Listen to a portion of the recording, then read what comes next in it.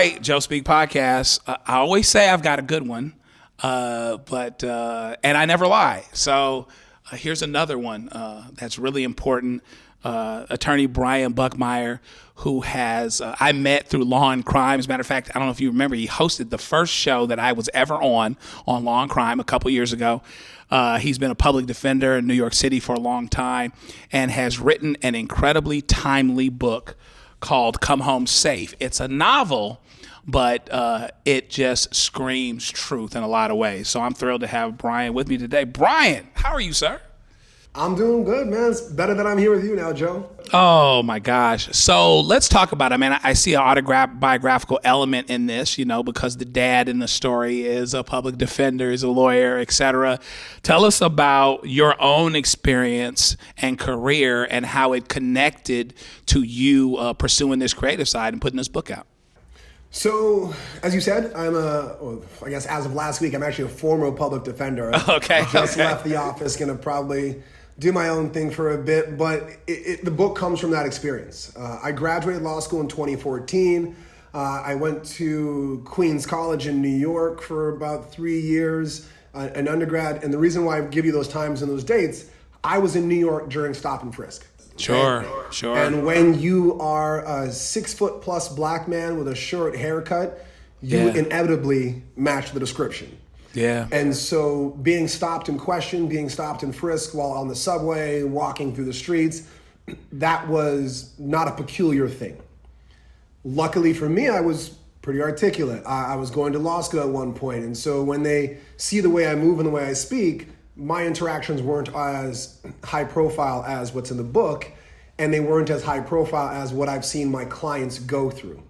And so the book is a culmination of my experiences, especially that of my clients. But what really got this book going was my now 22-year-old brother a few years ago when he came to me and he said, Brian, public defender, host of Law and Crime, ABC News legal contributor. The relationship between us, because we're 12 years apart, it straddles that of brother and father in many times because we have different fathers, and his father is around, but not in the picture in the way that we want. And so he asked me this question, not rhetorically, but saying, hey, you taught me how to shave, you bought me my first suit, you are this man in my life. How do I, and his words were, not become the next hashtag? And so this book was my research project of trying to answer that question. Incredible. So tell me, how long did it take for you to put this together? And, so many of us lawyers, we have a creative side, right? And, I've pursued it in different ways myself. Don't have the book out yet, but stay tuned. Maybe you can interview me once I write mine. But tell me how long it took you to actually, birth this thing, for lack of a better term, and get it over the finish line.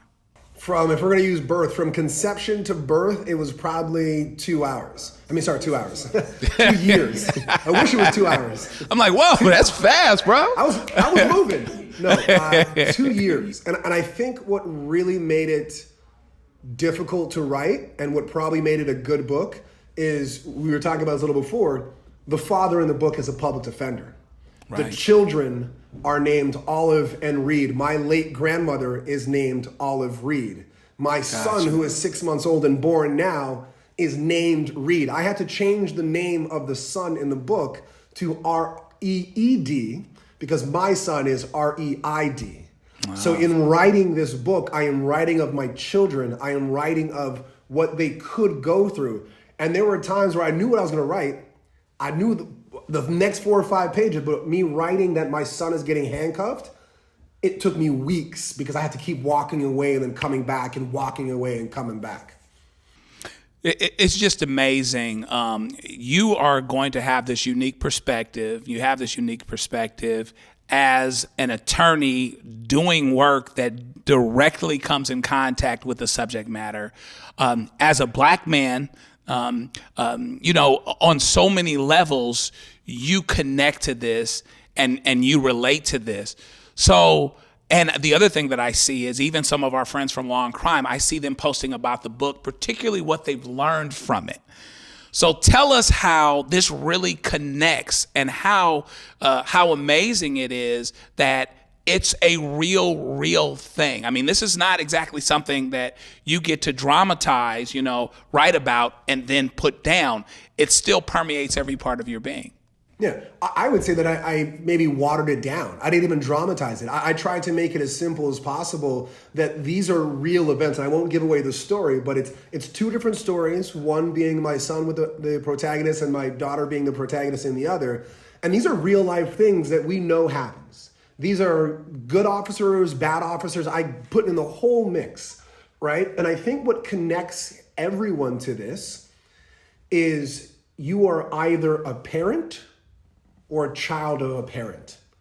No matter race, socioeconomic status, whatever it is, you are either someone's child at one point in time, or you are the parent of someone. And I think it is very universal to the concept of, I want my child to come home safe. Like even the title. And so what I did is this is not the brainchild of just me. This is, and Joe, I'm gonna say this now. There's a second book that I'm working on that's still going through the mind. Wow. And I'm gonna come to you to interview you, because I interviewed about 20 to 25 parents, regardless of race, but we're within the criminal justice system. And I said, what are you telling your children? How are you having this conversation? Have your children ever been in this situation? And what's the conversation you had afterwards? Court officers, judges, former prosecutors, defense attorneys, civil rights attorneys. That was all the people I spoke with that I knew in the Brooklyn criminal justice system. Clerks, sorry. And I said, let's put a book together with all of our knowledge. And that's what you have there next to you. Wow, that's incredible. So what's incredible about this, a lot of things are incredible about it, and I can't say enough about it, and I appreciate you doing it and doing this book and taking this on. This is a great bridge to the talk, right? The talk. And here's one thing that's interesting is a lot of people out here that still don't know what the talk is, okay? But Joe Biden was talking about it, in the State of the Union last week. So, we're mainstream now, the existence of the talk. But give us some practical knowledge about how this book can actually help people to have the talk with their kids, but also for those that are out of that box and never deal with it, to understand that the talk exists. So I'll go backwards. First, people out of the box and understanding it. And the way I bridge the gap for people is I have a son, okay? He is biracial. There's going to be certain conversations. If we take even race out of it, we all know there are certain conversations that I have to have with my son, for example, about consent, right? If he ends up being a straight man and he wants to take a woman on a date and he wants to kiss her or more than that, we all know the birds and the bees. We also know that conversation is very different for you, for example, who has a daughter, right? And we are all okay with that. We all understand. I might not tell my son, hey, if you go to a bar, and I have a brother and a sister. When I tell my brother, when you go to a bar, you have to make sure you're responsible for the people around you. You're a big man, make sure everyone's safe. I'm not telling my brother, if someone wants to buy you a drink, make sure you walk up to the bar, see the person pour the drink, take the drink, thank them for the drink, and then drink it. I say, if one of your homeboys or one of your boys want to buy you a drink, let them buy you a drink and then just whatever. Right. But for my sister, if someone wants to buy my sister a drink at the bar, I say you walk yourself over to the bar, you let that person buy you a drink, you watch the bartender pour that drink, take that drink from the bartender, and now you may enjoy the drink. And we know why I have that difference between the two. And we accept the difference between the two based on gender. And so I say, if you can understand that based on gender, let me welcome to the world the differences based on race. Right. And that's how I have that conversation. Fantastic. So talk a little bit about, I know who Brian Buckmire is, and a lot of people know who Brian Buckmire is. But, in New York City, you can still be very anonymous. You walk up the street, you get on the train, you do your thing. Give folks a little bit of a primer on how, even as a suited and booted Black man, accomplished on television and in court on a daily basis, that this thing, this race thing, this profiling thing, fill in the blank, how it still shows up for you and for us on a daily basis. What I tell my brother is, It is not who I am, but what people see. I know who I am. And Joe, you and I have had a drink together. We laugh, we joke, we this. And when I explain that to some people who are like, but Brian, you're a clown. You're so loving. You're giving. I sometimes walk around with singles in my pockets just to give to homeless people because I'm like, hey, if I see a homeless person with a dog, I'm a dog person. If I see a homeless vet, my uncle was a vet. I want to help them out. And they're like, but Brian, why would anyone assume that of you? And I've done this with some of my friends, and I say, give me a second. I take the jacket off. I take the tie off. I sag my pants just a little. I put on a hoodie and I put on a hat and I say, now what? And they're like, Brian, I get it. Because I can't, and I tell this to my brother and I hate having to tell him this. You cannot walk around and expect people to judge you based on your character until they see it. They are not going to know who you are, but they will know what you are. And unfortunately, not everyone's going to treat a 6'4", 220-pound black man in a certain outfit the same.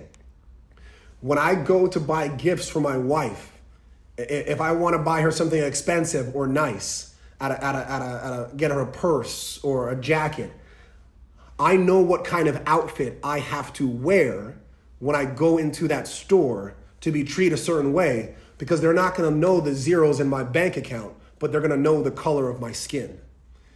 When I go on a flight, I always pack a jacket with me because I know they're not going to be like, Brian Buckmire from ABC wants to go fly. No, they're going to be like, oh, this black man is flying. I don't know if I can wear the hoodie, but I know the jacket affords me a certain level of respect and dignity. Right. Wow. That's huge. And that's real. I love the idea that this book can start conversations. I tell people all the time that things don't change because you saw person X or person Y on television. It's just that you actually had a conversation about what you saw on television or about what you read or about what went on at school today or whatever else with people that you trust, people that you have some equity with, right? People that you have some goodwill with, where you can trust what they say and you will listen to what they say. Even if you don't necessarily agree with it, even if it's something new, and even if it has the potential to beg change or to seek change. So let's talk about how this book can really prepare us and prepare kids for reaction with police, parents to have conversations with kids about how we react. Maybe kids even to tell people they try, I never told you that this happened, but here's X, Y, or Z happened. Let's talk about some of the hope that we have for conversations that this book can actually inspire. So the book divided into two stories, one for my son and one for my daughter. But even within each of the stories, you have this arc. You have regular day, right? So, I think the first story is my son taking my daughter home on the subway. He's a freshman, she's in middle school. It's what a lot of people in the country are probably seeing. Like, you're old enough to take your sister home, go do it. Then the police get involved.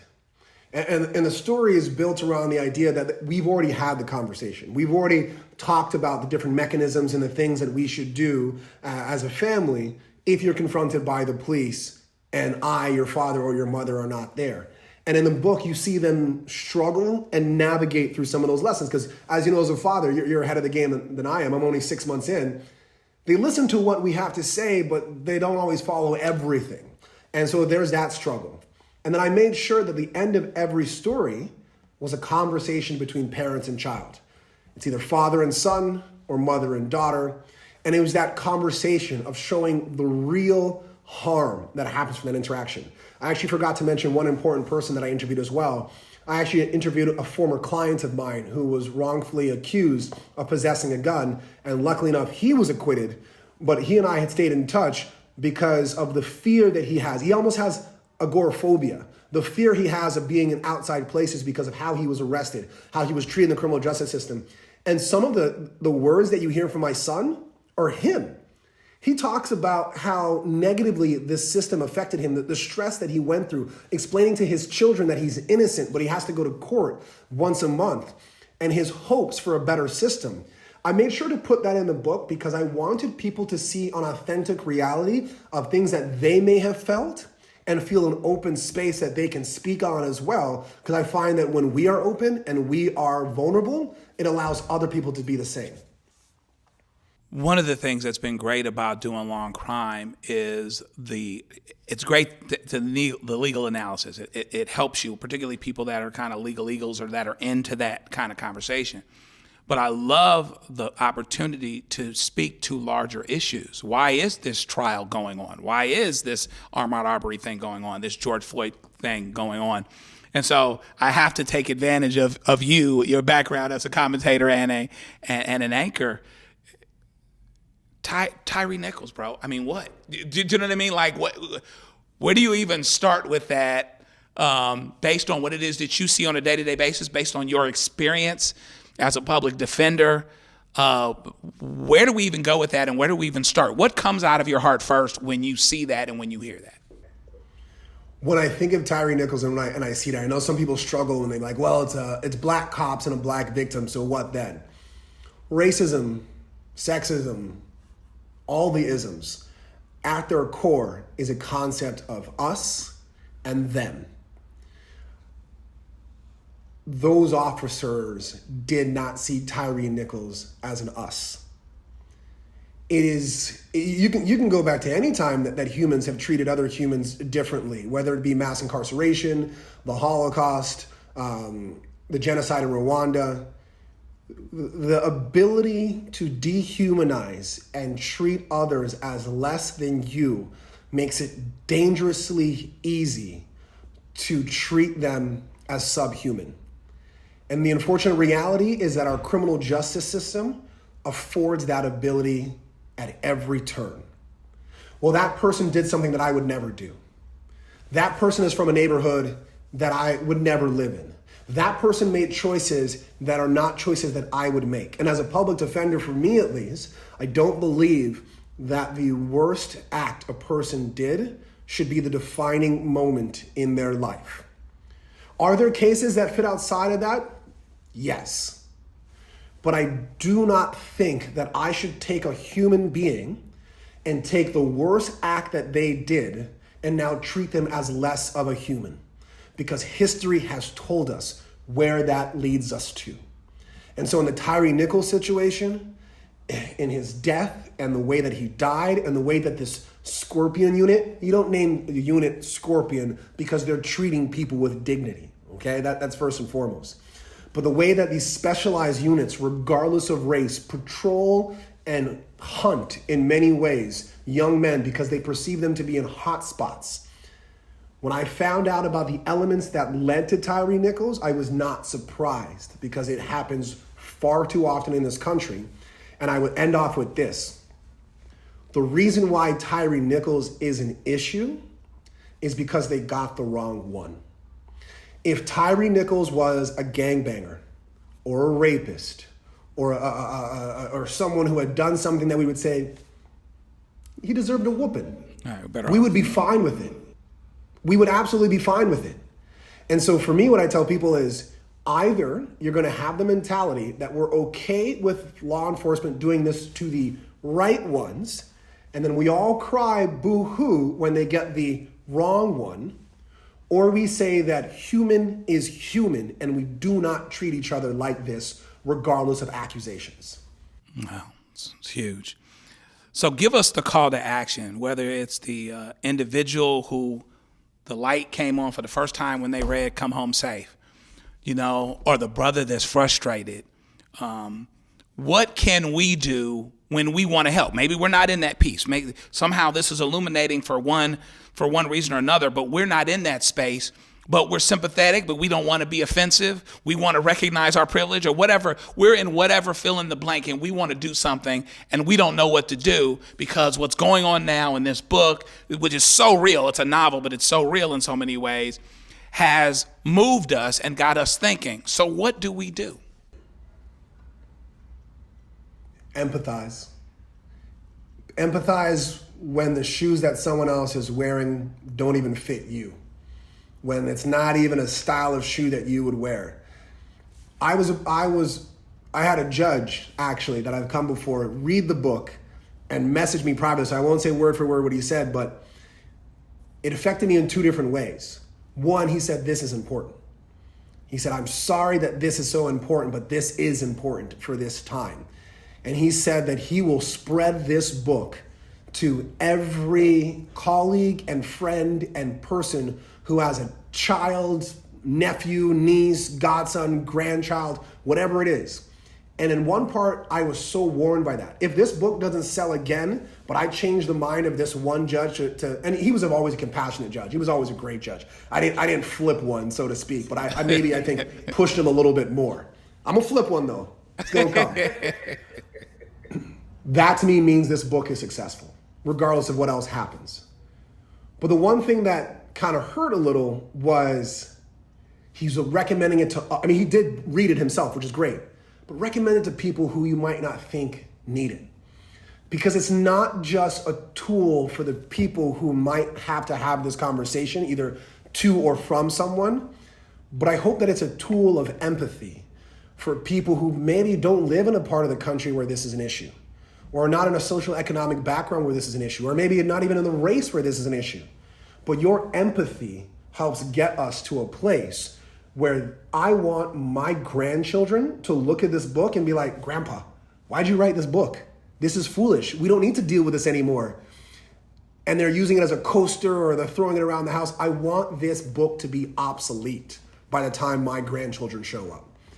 And so I think empathy is the thing that is the call to action. And I think empathy is what gets us there. Fantastic. So where do we get it? Where do we pick it up? Everywhere. So it's online. It's on Amazon, Barnes & Nobles. You can check out your local bookstore as well. If you're in the Baltimore area, February 28th, I'm going to be doing a book signing. Check out my social media, The Buck, ESQ. I'll be posting about it, where I'm going to be. Come-home-safe.com is the website. It's still in this beta, but it's there. We'll be posting about where you can get the book, where you can also check and see where I'll be for book signing. I'm hoping in tomorrow I'm going to be on ABC News Live with Lindsay Davis talking about it, but of course I have to speak with you first, Joe. You're going to hopefully be seeing me everywhere and anywhere, but check online, Come Home Safe by Brian Buckmire. You'll be able to get your order as soon as possible. Wow. Well, my man, Brian Buckmire, you got a good one here, man, and an important one. I thank you so much for taking the time, coming on the Joe Speak podcast, and just thank you for being you, man. From the host thing to the author thing, you're right there with us all the time. So I thank you, Brian. Thank you so much. I appreciate you. Thank you for having this platform and elevating this conversation.